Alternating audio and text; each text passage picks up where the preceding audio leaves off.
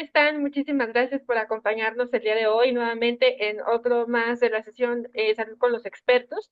Y el día de hoy estamos muy contentos porque tenemos un invitado de lujo que usted sabe que es el doctor David Cervantes Barragán. Él, además de ser el jefe del área de Departamento de Genética del Hospital Central Sur de Pemex, pues es un destacado genetista que ha tenido la oportunidad de tener diferentes cargos y en ello su trayectoria, donde además de ser un experto en enfermedades raras, terapias génicas, tamizaje neonatal ampliado, pues el día de hoy nos va a hablar de una enfermedad que precisamente rara y no habíamos hablado en este programa, por eso le agradecemos mucho, doctor, sobre todo también porque siempre tiene bien pues a estar en el llamado, en el Comité Científico de Cebras México, por eso sabe que le estimamos mucho aquí en Cebras.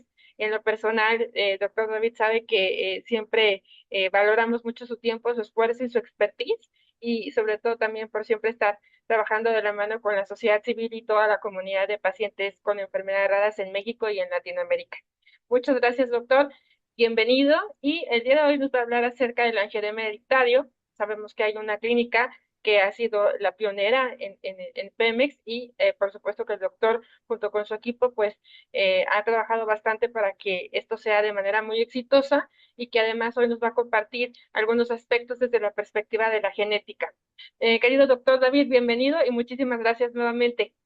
Y gracias por la invitación. Nuevamente todo el grupo del cual pues tengo el orden para hablar de estos temas y particularmente en este caso, bueno, a mí el angioedema hereditario ha sido, pero la verdad muy bonito porque este tema es un tema que cada vez más se habla y por cada vez el conocimiento. He de mencionar que el angioedema hereditario no es una patología que usualmente los genetistas y que cada vez más se ha tomado en cuenta esto y pues que en la actualidad pues digamos tengo el gusto de estar pues en esta parte, pero también esto y Freya es la que ha dado mucho en el parte de angioedema hereditario y la doctora Navarrete que es clave de Cebras México. Entonces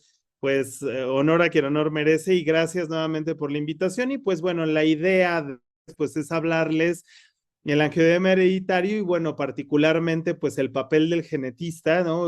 Porque un genetista les viene a un tema muy común en áreas como alergología, como urgencias, como otorrino, pues es justo porque es hereditario, ¿no? ¿Cuáles son, digamos, las características del angioedema hereditario que les puedo hablar desde el punto de enfermedad, pues rara, poco frecuente, que forma parte de este grupo de patologías de las que usualmente hablo ya aquí con todos en Cebras México? Y esto es porque pues su frecuencia, aunque puede variar, en realidad uno en 10,000 a 20,000 recién nacidos vivos. Y algo que es importante es también considerar que cuando un paciente o que otros miembros de la familia lo tengan, porque es una enfermedad autosómica dominante, y esto implica que tanto padres y no darse cuenta, ¿no?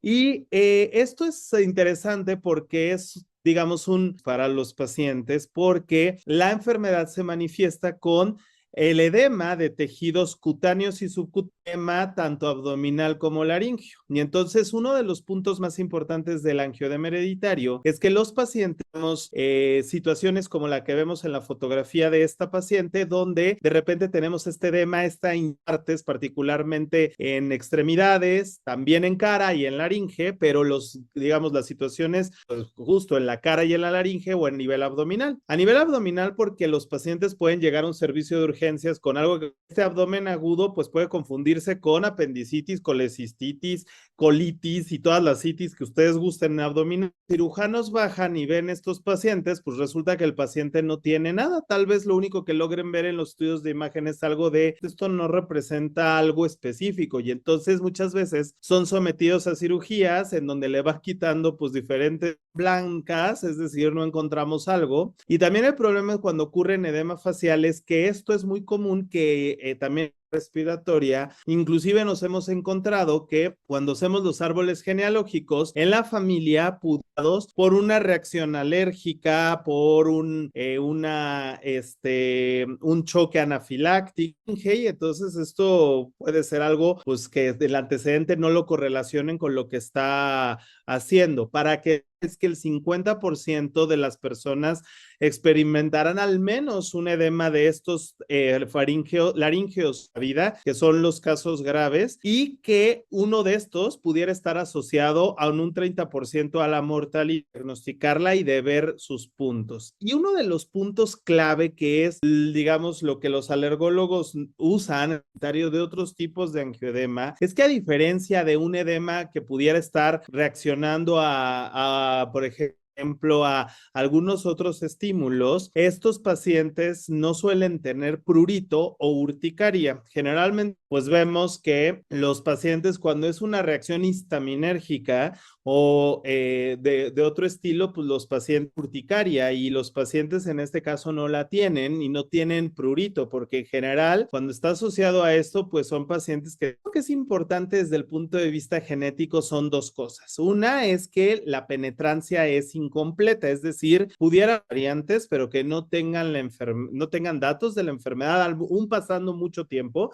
Nosotros hemos diagnosticado adultos con él, estuvieron así hasta la adultez. Y la otra es la expresividad variable. Nosotros tenemos familias donde en unos suelen ser más predominantes y los ataques laringeos suelen ser menos y así entre familias puede ser diferentes situaciones. Este es como un resumen de dónde, en qué estamos y por qué tenemos lo que tenemos. Esto obviamente lo saben mucho mejor que yo los alergólogos, los hematólogos, pero estamos viendo la cascada del complemento y uno de los puntos más importantes es que la cascada de complemento converge eventos que es la permeabilidad vascular, la coagulación y la fibrinólisis, y de ahí que mucho de la estrategia terapéutica va. Y un punto importante, si nosotros nos enfocamos a la parte central, es que hay moléculas que interactúan y que hacen angioedema, por ejemplo, y el C1 inhibidor, que son dos de los principales actores para provocar angioedema hereditario. Genera la reacción de producir factores desencadenantes mediados por bradicina, cierto otro tipo de genes asociados a esta cascada que también provocan angioedema, pero que es diferencial de los que se conoce como un angioedema mediado por bradicinina. Uno de los puntos es que la bradicinina hace permeabilidad vascular en el edema que nosotros vemos en los pacientes, ¿no? Entonces, vamos a también entender que muchos pacientes van a tener afectado el complemento, particularmente pueden tener disminución de la fracción 4 del complemento. Eso puede ser otro de los puntos importantes para la sospecha diagnóstica, ¿no? Ahora, se han descubierto de angioedema hereditario, pero el primero que debemos de pensar, el angioedema hereditario. SERPING1 es un gen que se localiza en el cromosoma 11 y que codifica para el C1 inhibidor. Está aquí en medio de toda esta cascada. Entonces, este C1 inhibidor, pues lo que hace es justamente tratar de generar pues toda esta mediación de una manera clara cuando existe una reacción y controlarlo de tal manera a una situación mediada por bradicinina, el C1 inhibidor actúe. Pero como los pacientes no tienen angioedema, aun cuando no existan el edema, aun cuando no existan estos factores, y por lo mismo, pues tienen todas las manifestaciones. Digamos que de manera general, para los que nos oyen que son genetistas o que les interesa el PING1 y la proteína de C1 inhibidor es un gen relativamente pequeño, tiene 8 sectores, 8 capítulos, y usualmente el primer exón no suele entrar, o el primer capítulo del libro no suele entrar en la codificación del capítulo, que realmente no nos dan como tal esta inhibición. Y algo que es muy importante de entender, los pacientes van a tener este antecedente de un familiar con angioedema. A veces puede ser el primer caso de una familia, significa que no sea genético o hereditario. A veces puede ser el primer caso y a partir de ese primer caso irse presentando. Casos de los reportes son de novo y esto a veces puede variar de población en población, incluida la población mexicana.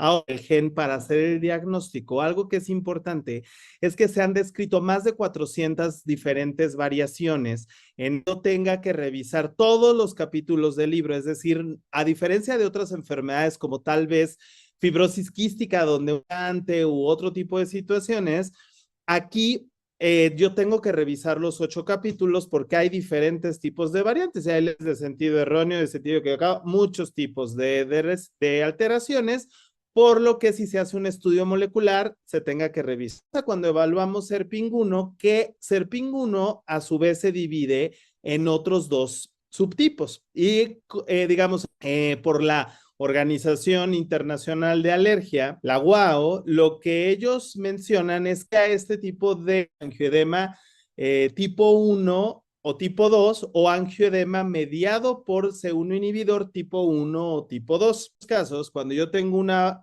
mutación o una variante en SERPING1, pues lo que va a hacer es que la función justo del C1 inhibidor, la mayoría de las veces cuando yo hago el diagnóstico y yo busco que este tipo de cosas ocurran, pues entonces voy a tener, digamos, C1 inhibidor bajo y el C4 bajo. Entonces, generalmente en la cadena mido el C1 inhibidor y me lo encuentro bajo. Pero hay un 15% de pacientes que tienen el C1 inhibidor también mutado, tener C4 bajo.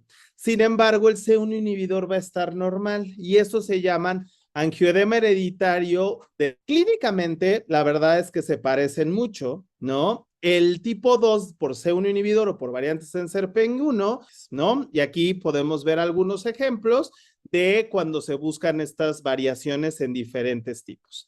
Ahora, ¿qué es otros genes? Particularmente otros genes que se han descubierto en los últimos años. Y estos cada vez se aumentan en una familia de Argentina que cada vez más se reportan en los pacientes. ¿Qué pasa?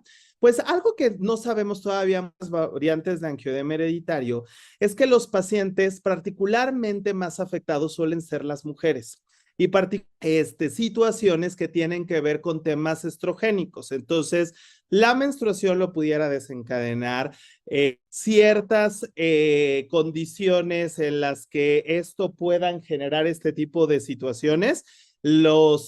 Aquí tenemos otros genes que pueden participar. Tenemos el factor 12, el plasminógeno, la angiopoyetina, la miorferlina y el heparansulfato glucosamina 3 sulfotransferasa. Estos son los últimos genes que se han descrito. Estos genes son cerca de 15 mutaciones en estos genes cuando el C1 inhibidor está normal. Entonces, una primera conclusión de esto, cuando yo debo de pensar que es SERPING1 y si no, estos, ¿no? Estos generalmente el C4 lo tiene normal y el C3, todas estas genes también dan una forma autosómica dominante de la enfermedad y por eso tengo estas manifestaciones. Ahora, antes que quiero considerar ya para ir terminando en esta parte, es que muchas veces cuando nosotros vemos pacientes pediátricos, vamos a encontrar que hay puntos que la Organización Internacional de Alergia considera que no tengo que buscar en otros individuos si este angioedema no está, aun cuando sean niños. ¿Por qué?